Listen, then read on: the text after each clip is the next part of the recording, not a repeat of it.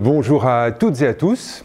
Donc l'objectif de mon atelier, de ma conférence, ça va être de vous présenter la démarche générale et quelques méthodes pour concevoir autour de l'expérience utilisateur, donc pour concevoir pour vos utilisateurs finaux, que ce soit pour la conception de services ou de produits ou de systèmes informatiques, voilà, peu importe.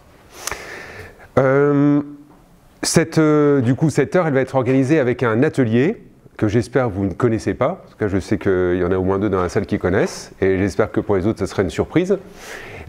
Et ensuite, je vous présenterai également, de façon plus théorique, ce que c'est que l'expérience utilisateur pour moi, et comment l'intégrer dans les projets, et quelques retours de projets concrets que j'ai pu mener avec des méthodes UX.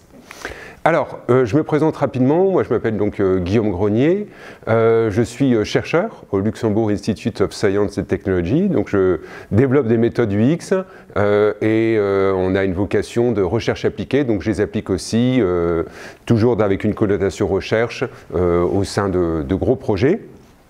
Donc en tant que chercheur, j'ai un doctorat en psychologie, je viens plutôt de ce domaine-là. Et j'ai coécrit un livre qui s'appelle Méthode de design UX et que je vais vous faire gagner. J'ai un exemplaire à vous faire gagner aujourd'hui. Donc dans le cadre de l'atelier qu'on va faire, il va y avoir plusieurs équipes. Et parmi l'équipe gagnante, on tirera au sort une personne de cette équipe et elle repartira avec un exemplaire du livre. Alors, pour cet atelier pratique, on va faire ce qu'on appelle le Marshmallow Challenge. Alors, je vous pose la question, qui connaît ce Marshmallow Challenge? Ça va, pas trop. On va dire un tiers, un quart, un tiers de la salle. Alors, ce Marshmallow Challenge, il est simple et après, bien sûr, on l'expliquera et moi, je vous donnerai mon interprétation de ce Marshmallow Challenge et ce qu'on peut en déduire. Ce Marshmallow Challenge, donc, il va consister pour vous, en équipe de 4, 5, 6 personnes maximum, à construire une tour en spaghetti avec du scotch, de la ficelle et un marshmallow. Le marshmallow devant être placé le plus haut possible sur la tour. L'objectif étant donc d'avoir la tour la plus haute possible et on mesurera la distance qui sépare la table du marshmallow. Et l'équipe qui aura le marshmallow le plus haut aura gagné. Je vous donne les règles précises. Il faudra que vous construisiez une tour autoportante. C'est-à-dire, vous n'avez pas le droit de la faire s'appuyer sur, je sais pas, une chaise, un mur, ou la scotcher au plafond. Il faut qu'elle repose sur la table. Il faut imaginer qu'on puisse la déplacer. Donc, on n'a pas le droit non plus de la scotcher sur la table. Vous avez le droit d'utiliser tout une partie du kit, c'est-à-dire utiliser tous les spaghettis ou pas, toute la ficelle ou pas, voilà. C'est à vous de faire, comme vous le souhaitez. Vous pouvez bien sûr casser les spaghettis, couper le scotch, couper la ficelle, mais vous n'avez pas le droit de croquer ou couper le marshmallow. Il faut que ce soit le marshmallow entier qui soit placé en haut de la tour, soit posé, soit planté dans les spaghettis, comme vous le souhaitez. Et je vais vous laisser exactement 18 minutes, donc je mettrai un chronomètre à l'écran, et à la fin des 18 minutes, on fera comme dans les jeux de télé-réalité, on lève les bras, et puis on regarde quelle est la tour la plus haute. Ça va? Est-ce que vous avez des questions? Non? Eh bien super. Alors on va commencer. Il va falloir s'adapter en fait au lieu, parce que voilà, il y a d'autres conférences qui viennent après, donc on n'a pas pu agencer les tables comme on le souhaitait. Top départ. 18 minutes.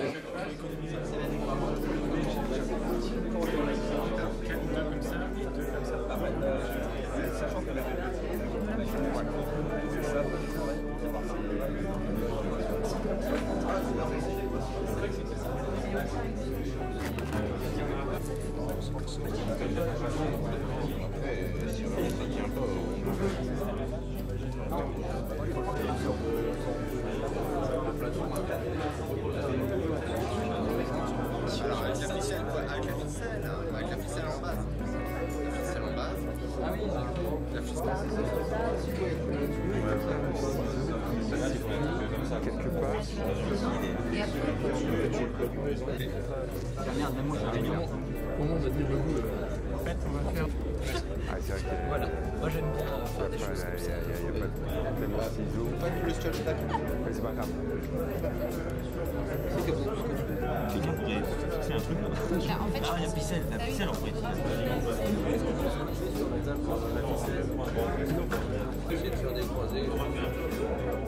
et après on finira par dessus. On a encore des spaghettis à regarder forcément. Voilà,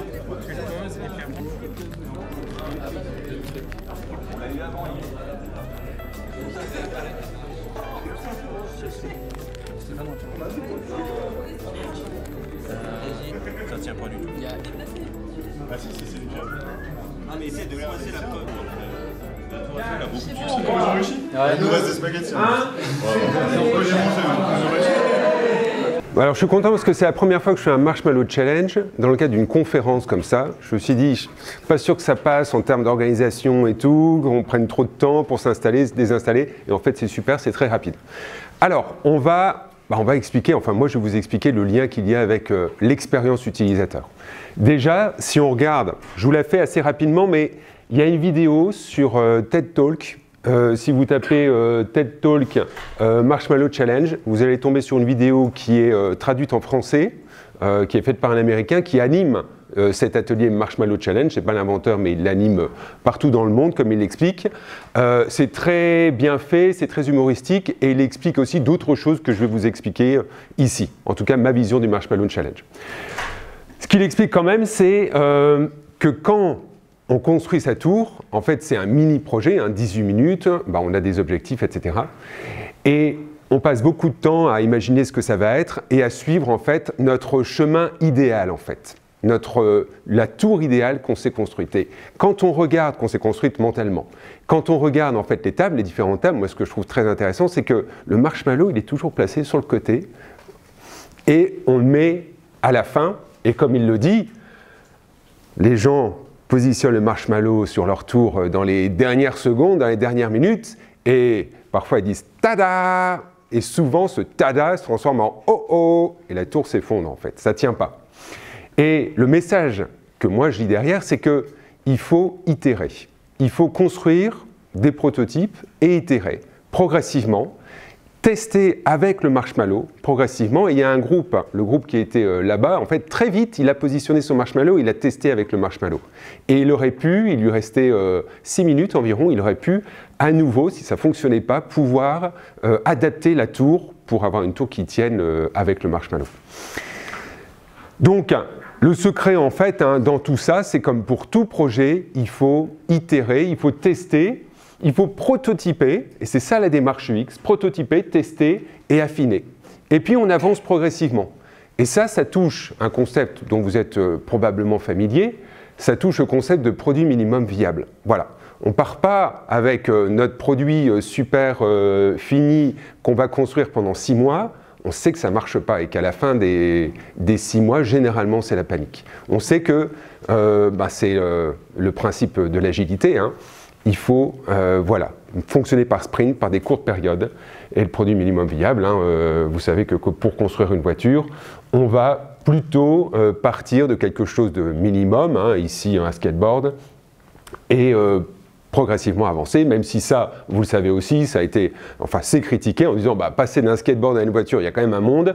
Ce serait plutôt ce concept-là, on part de quelque chose de plus rudimentaire et petit à petit on le fait évoluer. Cette métaphore-là aussi, elle est très souvent utilisée. Si vous voulez vendre des donuts, avant de vous intéresser à l'enrobage de vos donuts, vous allez devoir travailler votre recette, votre pâte, parce que vous aurez beau avoir les meilleurs enrobages du monde, c'est le produit minimum viable, c'est votre recette de donuts qui fera votre succès. Donc la conclusion de cet atelier, notamment, c'est ça. Il faut toujours intégrer l'élément central de son produit. Et dans une démarche UX, l'élément central de notre produit, ça va être l'utilisateur.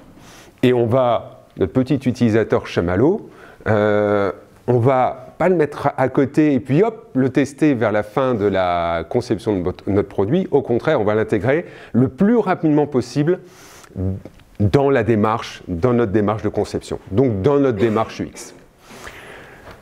Ceux qui réussissent le mieux, ce Marshmallow Challenge, vous le verrez dans la vidéo, ce sont les enfants d'école maternelle, parce qu'ils ne sont pas dans notre façon de penser, de construire ce que le single right plan, la meilleure façon de faire.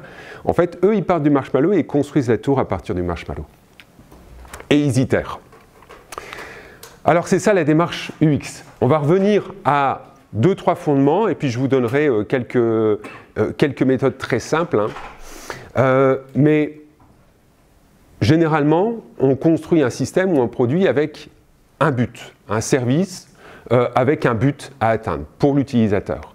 Et ce système, on le construit de manière à ce qu'il atteigne le but, mais on le construit pas toujours avec l'utilisateur. Or, l'utilisateur, il a son parcours. Il l'utilise d'une certaine façon, et généralement, ou parfois, on constate des écarts entre la façon dont le service a été conçu et puis ce que fait réellement l'utilisateur. Donc c'est ça la démarche UX, c'est se centrer sur ce que fait l'utilisateur. Dans une démarche itérative, ça j'en ai parlé, l'objectif étant de, plus on se trompe tôt, et plus vite on réussit en fait. Donc il faut se tromper, il faut itérer. L'expérience utilisateur, pour la synthétiser, en fait, elle repose sur une triade. On a les utilisateurs, l'utilisateur, qui a des besoins, et puis on lui propose un service ou un produit qui va répondre à ces besoins-là, et les utilisateurs vont utiliser ce produit ou ce service dans un contexte particulier. Et le contexte aussi est très important, surtout de nos jours où on est dans des contextes parfois mobiles, et il faut les prendre en compte, ces contextes-là. Alors, j'aime bien prendre l'exemple du site de Blablacar, qui a évolué progressivement. Je ne sais pas s'il y a des gens qui ont travaillé sur ce site ici, parfois ça arrive, mais bon, je sais que c'est une agence à Paris, donc... Sur le site de Blablacar, au début du service, il y a eu plusieurs itérations, mais ici c'était une version il y a 3 ans, c'était très axé sur qu'est-ce que propose notre service, donc ici c'est un système de covoiturage, Blablacar, et comment le rendre, comment donner de la confiance aux personnes, et comment le rendre facile d'utilisation. Donc on avait trouvé votre covoiturage avec date de départ, plutôt lieu de départ, lieu d'arrivée et une date, et on recherchait. Et on avait quelques petits éléments de témoignage qui sont vrais ou faux, peu importe. En plus, généralement, l'utilisateur, il n'est pas dupe, il sait que souvent, c'est un peu manipulé. Mais ce qui est intéressant, c'est que ces témoignages, ils reposent sur 2 choses principalement. C'est quand on fait du covoiturage, les 2 difficultés, les 2 pain points pour les utilisateurs, c'est est-ce que je vais passer un trajet agréable? Parce que si je dois faire Luxembourg-Paris avec quelqu'un qui ne va pas écouter la même musique que moi, etc., ça risque d'être un peu difficile. Donc ça, c'est le caractère un peu sympa du trajet. Et est-ce que je peux avoir confiance en la personne avec qui je vais covoiturer, soit en tant que conducteur, soit en tant que passager? Parce que si j'attends une personne sur un parking à 6 h du matin et qui ne vient pas, ça va vraiment être embêtant. Et inversement, si j'attends quelqu'un avec ma voiture qui doit venir avec moi et qui ne vient pas, ça va être embêtant également. Donc, ces messages-là, à chaque fois, ils insistent sur le caractère. Voilà, il y a de la confiance, ça marche le covoiturage, on peut avoir confiance et les gens sont sympas. Voilà, par exemple, je prends au hasard, mais c'est toujours les mêmes messages en fait. Passager ponctuel et très sympathique, on a la ponctualité, la confiance, le caractère sympathique, c'est l'expérience positive, etc. Et alors, petit à petit, ils ont évolué, et ça c'est l'une des toutes dernières versions. Blablacar, maintenant, ils se sont fait un nom, et ils vont chercher à véhiculer non plus un caractère très utilitaire de leur service, mais un caractère un peu plus émotionnel, plus expérientiel. Et le message principal maintenant qui est visible, c'est déjà cette image, on n'a plus comme avant juste une route, on a, et ça c'est intéressant, des gens qui se rencontrent. Voilà. On pourrait presque penser en plus que c'est un site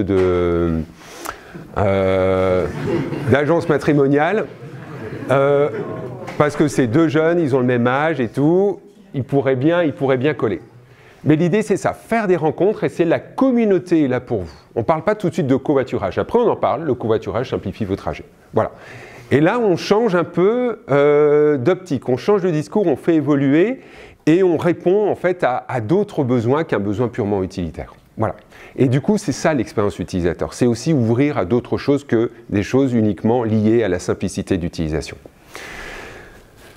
J'aime bien un modèle, en tout cas 3 niveaux de design qui ont été définis par Norman, qui est l'inventeur, on va dire, du concept de l'expérience utilisateur.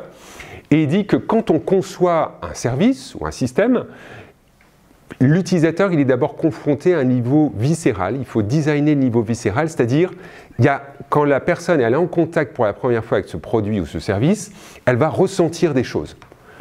C'est ce concept-là. Quand on voit une voiture, une Ferrari, il se passe quelque chose, pour peu qu'on aime les voitures. Ensuite, le deuxième niveau qui sera perçu pour l'utilisateur, ça va être le niveau comportemental. C'est le plaisir d'utilisation, la simplicité d'usage. Ce qui est intéressant, je ne sais pas si parmi vous il y a des gens qui ont des Ferrari, moi j'en ai pas, mais il y a quelques cas de très mauvais design des tableaux de bord de Ferrari. Parfois il y a des choses qui ne marchent pas du tout, les essuie-glaces, etc. Parfois il y a des aberrations. Et on se dit, comment ça a été pensé? Parfois ça n'a pas toujours été bien pensé. C'est juste pour dire que c'est un autre niveau, cette simplicité d'utilisation, ce plaisir d'utilisation. C'est un autre niveau aussi qu'il faut tenir compte. Voilà. Là, c'est les premiers travaux qui ont porté sur les simplicités d'utilisation. Ils ont été appliqués au cockpit d'avion pendant la Seconde Guerre mondiale. C'était, à un moment donné, totalement ingérable pour les pilotes.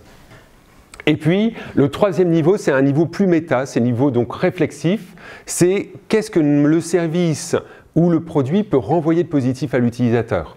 Voilà, quelle image de lui-même on peut lui renvoyer, comment on peut lui permettre de s'accomplir. Ça, c'est un niveau un peu plus complexe, mais les utilisateurs ils sont de plus en plus demandeurs et friands de ce genre d'approche. Voilà, s'accomplir, se réaliser.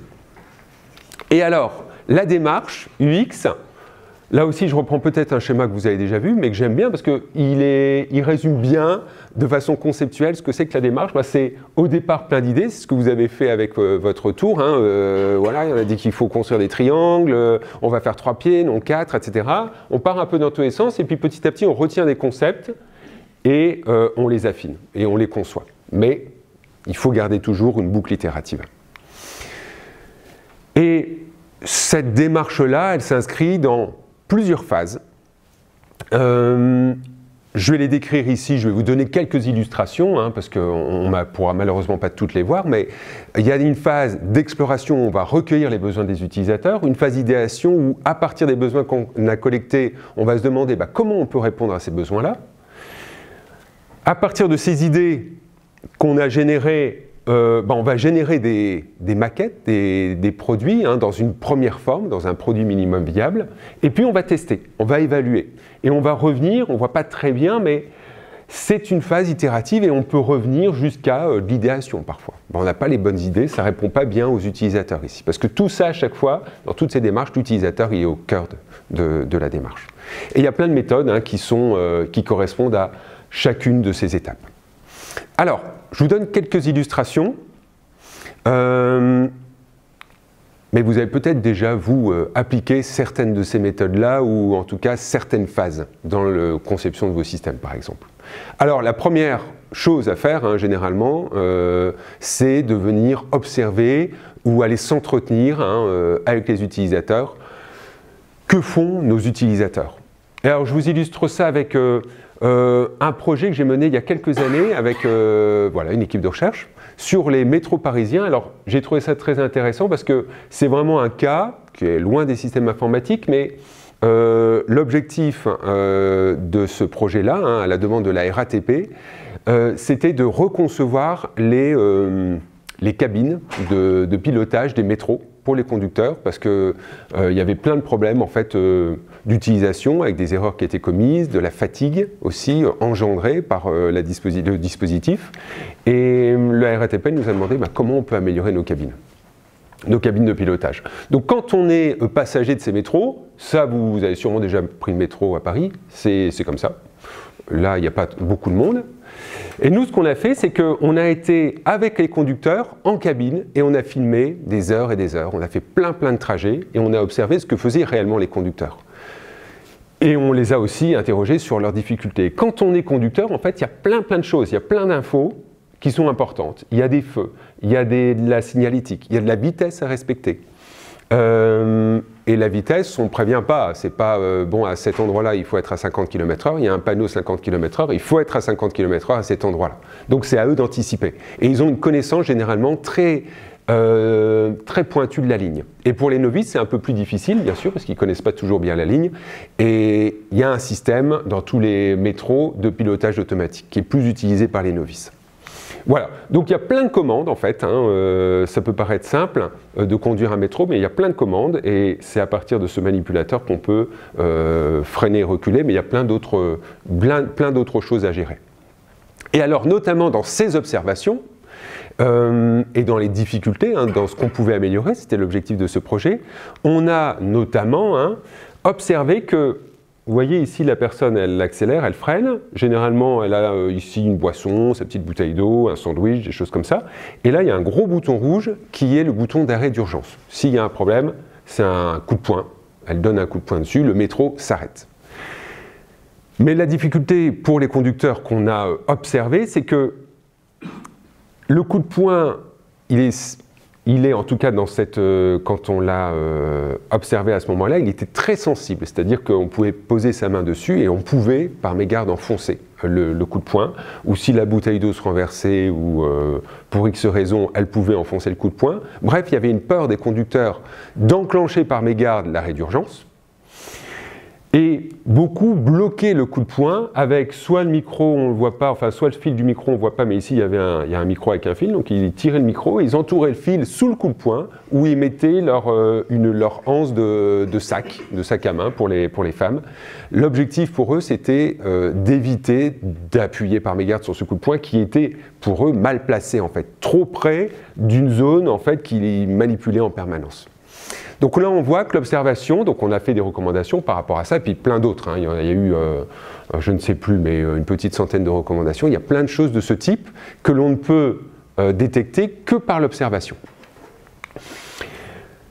Quand on avance après les observations, je coupe certaines étapes, mais le maquettage, c'est un élément fondamental, le prototypage, comment on prototype. Je me mets un peu ici parce qu'il y a quelqu'un juste derrière le pilier, comme ça je vous vois aussi. Voilà, le maquettage, comment on peut produire des solutions. Là je vous présente, je ne peux pas vous le présenter en détail parce qu'à chaque fois il y a toujours un caractère un peu confidentiel, mais ça c'est pour une administration luxembourgeoise et l'objectif c'était de repenser les écrans de saisie de ce type-là. Donc vous voyez qu'ici, on est vraiment dans un écran qui est plus d'actualité. On ne fonctionne plus vraiment comme ça. Et donc pour les repenser, on a mis en place une démarche participative. Au lieu de penser comme on pourrait généralement le faire dans une équipe projet et se dire « allez, on va mettre l'écran comme ça », c'était un peu le chemin qui avait été engagé, mais on a mis en place une démarche UX, de design UX, et on a demandé ici ces deux utilisatrices à qui on a distribué une grande feuille de papier, des marqueurs et des petits morceaux de papier qui correspondent au champ de saisie que les personnes utilisent. Et on leur a demandé, voilà, dans votre écran idéal, comment vous disposeriez ces champs de saisie. Alors je me souviens qu'il y a une utilisatrice qui m'a dit sur le coup, mais écoutez monsieur, moi je suis là pour travailler, je ne suis pas là pour faire des découpages et m'amuser avec des petits bouts de papier. Alors je lui ai dit, si essayez quand même. Allez, on prend un peu de temps, on prend 5 minutes. Et en fait, l'exercice a pris 2 heures et à la fin des 2 heures, les deux utilisatrices étaient enchantées. Parce qu'on les avait écoutées déjà, et puis parce qu'elles ont conçu leur écran. Elles ont pensé leur écran et en fait, par rapport à ce que les concepteurs, les développeurs avaient imaginé, l'organisation était différente en fait. Elles ont dit, ces champs-là, on les utilise quasiment jamais, on va le mettre là, ça par contre, on a telle organisation, etc., etc. Vous voyez un peu la démarche. Ça nous a permis de construire une maquette qu'on a testée, voilà, jusqu'à un produit plus final, à nouveau qu'on a testé. Donc démarche itérative, et on avance progressivement. Et puis, le saint graal de la démarche UX, c'est les tests utilisateurs. Donc, c'est tester notre produit. Alors ça, bien sûr, j'ai plein d'exemples, mais malheureusement, je peux vous en présenter aucun, parce qu'à chaque fois, il y a un caractère hautement confidentiel, mais j'ai interrogé plusieurs partenaires, plusieurs clients pour leur demander si je pouvais présenter voilà, des tests, mais puisqu'on voit leur écran, ça ne marche pas. Souvent, c'est des écrans qui ne sont pas encore en ligne, etc. Donc je ne peux que vous présenter voilà, une image générale pour vous illustrer que demander simplement à l'utilisateur, en restant à côté de lui, ça reste simple, c'est ce qu'on peut appeler une méthode guérilla, et observer ce qu'il fait, sans interagir, lui demander de réaliser certaines tâches, ça marche très très bien. On n'a pas toujours le temps, ou en tout cas on ne prend pas toujours le temps de le faire dans les projets de conception, et pourtant c'est fondamental, il faut prendre le temps. Alors, pour résumer, le design UX, ça permet d'éviter ça. Là, il y a prescription, je peux vous présenter des écrans d'un système qui avait été développé pour la Commission européenne, donc c'est pas rien, à la DG10, Direction Générale numéro 10, c'est-à-dire gestion des multimédias. Donc il y a eu un appel d'offres et ils ont acquis un système de gestion de multimédia qui permet de gérer les photos, les vidéos, les bandes son, etc., etc. Je vous rassure, cet écran, il date des années 2000 et il est plus en phase. Mais cet écran-là, donc il a été acquis sur la base d'un cahier des charges. Il répondait parfaitement au cahier des charges. Mais l'utilisateur avait été, vous imaginez bien, oublié, sinon je ne vous le présenterai pas. Voilà à quoi ça ressemblait, ces écrans-là. Et en fait, là, dans cette mission, on m'a demandé c'était un peu mission opération pompier, comment on peut réduire les problèmes liés à cet écran. Les utilisateurs commettaient plein d'erreurs de saisie dans la base de données. Ils devenaient complètement, honnêtement fous avec cet écran-là. Hein. Donc, il y avait beaucoup d'absentéisme, des problèmes de conjonctivite. Vraiment, ça a posé un gros problème. Voilà. Et ce qui est intéressant, c'est l'interrogation, quand j'ai interrogé aussi l'équipe de développement, c'est une entreprise parisienne, en fait les logiques de conception, ce n'était pas du tout les mêmes logiques que l'utilisateur. Et on voit par exemple les couleurs des champs, à chaque fois ça correspondait à une logique de concepteur, mais les utilisateurs ils disaient mais à quoi ça correspond? Pourquoi on a des intitulés verts avec des champs bleu ciel, etc. On ne comprend pas. Et à chaque fois, les concepteurs disaient, si, il y a une logique derrière, je ne pourrais plus vous dire, mais le plus simple, c'était pour les icônes rouges, ça touche directement à la base de données, les icônes jaunes, on consulte simplement la base de données, et les icônes vertes, comme imprimées, ça n'a aucun impact sur la base de données. Voilà. Donc, là aussi, très intéressant, plein d'icônes qui ont été créées et ajoutées au fur et à mesure de la demande des utilisateurs, mais à la fin, ça ressemble à rien. Pour comprendre entre un bonhomme jaune, un bonhomme rouge et un bonhomme rouge, un bonhomme noir, quelle est la différence, ça ne marche pas, en fait. Et pareil ici, vous voyez qu'il y a des boutons qu'on retrouve en haut et en bas, mais cliquer sur un bouton en bas ne fait pas la même action que cliquer sur un bouton d'en haut, parce que l'écran est divisé ici par une fine ligne, vous voyez que vous voyez là, et du coup, quand on clique sur les boutons, on modifie l'écran d'en bas, et non pas l'écran d'en haut, et inversement. J'ai terminé, il est 51, c'est parfait. Merci de votre attention.